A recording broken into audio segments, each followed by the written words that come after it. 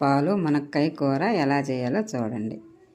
ముందుగా ప్యాన్లు తీసుకొని నూనె పోసి తగినంత నూనె పోసి ఆవాలు వేసి ఎర్రగడ్డలు వేసి తర్వాత కరివేపాకు వేసి టమాటాలు మునక్కాయ ముక్కలు వేసి పసుపు ఉప్పు వేసి కొద్దిసేపు మగ్గనివ్వాలి. మిక్సీ గిన్నె తీసుకొని ధనియాలు కొంచెం, అల్లము, కొబ్బరి, తెల్లగడ్డ, చెక్క మొగ్గ వేసుకొని మెత్తగా పేస్ట్లా మిక్సీ పట్టుకోవాలి.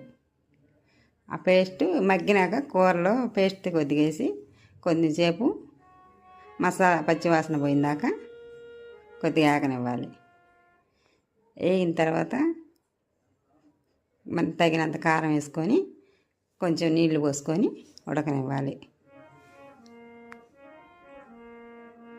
ఉడికిన తర్వాత గోరువెచ్చని పాలు ఒక గ్లాసు పోసి గరిటతో కలిపెట్టి మూత పెట్టుకొని ఒక 10 నిమిషాలు ఆగినాక స్టవ్ ఆఫ్ చేసుకోవాలి. వేడి వేడి మునక్కాయ పాలు కూర రెడీ అయిపోయింది.